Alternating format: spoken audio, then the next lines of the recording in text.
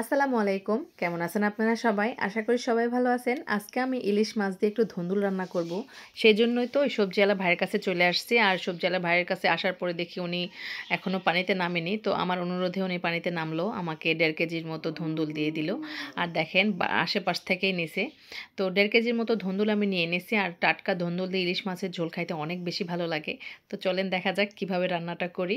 তো ধুন্দুলওয়ালা ভাইয়ের কাছ থেকে কিন্তু আমি ধুন্দুল নিয়ে চলে গেলাম বাড়িতে। আসার পরে ধুন্দুলগুলো আমি ঢেলে নিছি। যতগুলো ধুন্দুল আমি নিয়ে আসছিলাম সবগুলো আমি রান্না করব না, যে কয়েকটা রান্না করব সে কয়েকটা আমি ছুলে নিতেছি। আর এটা আমি এই হাতের ছুলুনি দিয়ে ছুলতে অনেক আরাম লাগে, ভালো লাগে। বটি দিয়ে ছিলতে অনেক সময় লাগে, তাই তো আমি এটাতে ছুলে নিই। এটার নাম কি আমি আসলে খুব মনে রাখতে পারি না, তাই আর বললাম না। তো যাই হোক, এটা দিয়ে খুব তাড়াতাড়ি আমার ছিলা হয়ে গেল। আর এটা ছুলার পরে ধুয়ে নিতে হবে, ধুয়ে তারপরে কাটতে হবে।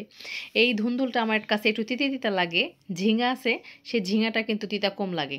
ঝিঙা দিয়ে ইলিশ মাছ দিয়ে কিংবা চিংড়ি মাছ দিয়ে রান্না করলে অনেক মজা লাগে। এটাও অনেক মজা লাগে, এটা একটু মিষ্টি মিষ্টি। আর ওই ঝিঙাটা মিষ্টি না, এটাই পার্থক্য। তো যাই হোক, সবগুলা ধুন্দুল আমার ছিলা হয়ে গেছে। এগুলাকে আমি খুব সুন্দর করে ধুয়ে কেটে নিব।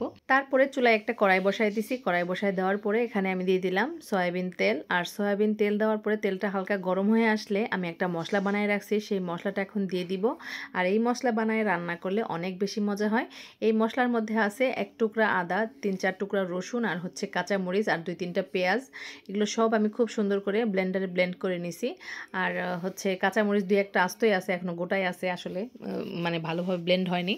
তো ভালোভাবে ব্লেন্ড করে নিয়ে তারপরে এই তেলের মধ্যে দিয়ে দিলাম। তারপরে একটু ব্লেন্ডারের জারটা ধুয়ে একটু পানিটাও দিয়ে দিলাম।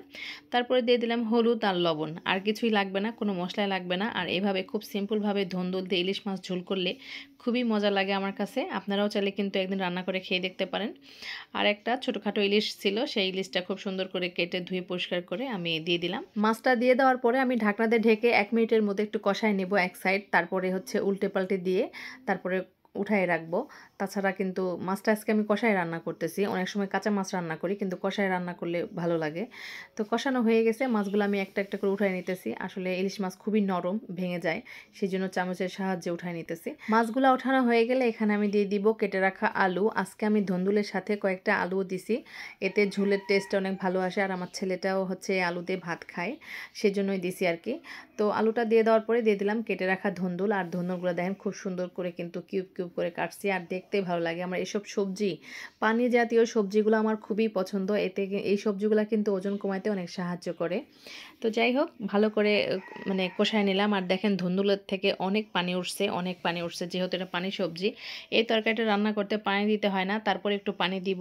আজকে ধুন্দুলটা একটু হালকা তিতে তিতে লাগতেছে, তো পানিটা দিয়ে একটু লবণ দিয়ে দিলাম। লবণটা একটু কম হয়েছিল।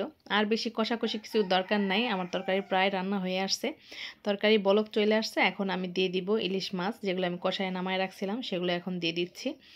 আর এই ইলিশ মাছটা দিয়ে 2 থেকে 3 মিনিট রান্না করে নিলেই হয়ে যাবে। ধুন্দুল রান্না খুবই ইজি, খুব তাড়াতাড়ি রান্না হয়ে যায় এই তরকারিটা। আপনাদের কাছে ভিডিওটা কেমন লাগলো অবশ্যই কমেন্টে জানাবেন। আর ভিডিওটা ভালো লাগলে অবশ্যই বাসায় একদিন রান্না করে খেয়ে দেখবেন। ঝিঙ্গা কিংবা ধুন্দুল দিয়ে ইলিশ মাছের ঝোল খুবই মজা লাগে। তো ভিডিওটা ভালো লাগলে অবশ্যই লাইক কমেন্ট করবেন। তো সবাই ভালো থাকবেন, সুস্থ থাকবেন। আমার রান্না অলরেডি শেষ প্রায়। আর হচ্ছে চুলাটা এখন নিভিয়ে দিলাম। আর দেখেন কালারটা খুবই সুন্দর আসছে। তো সবাই ভালো থাকবেন, সুস্থ থাকবেন। আজ এ পর্যন্তই। আল্লাহ হাফেজ, আসসালামু আলাইকুম।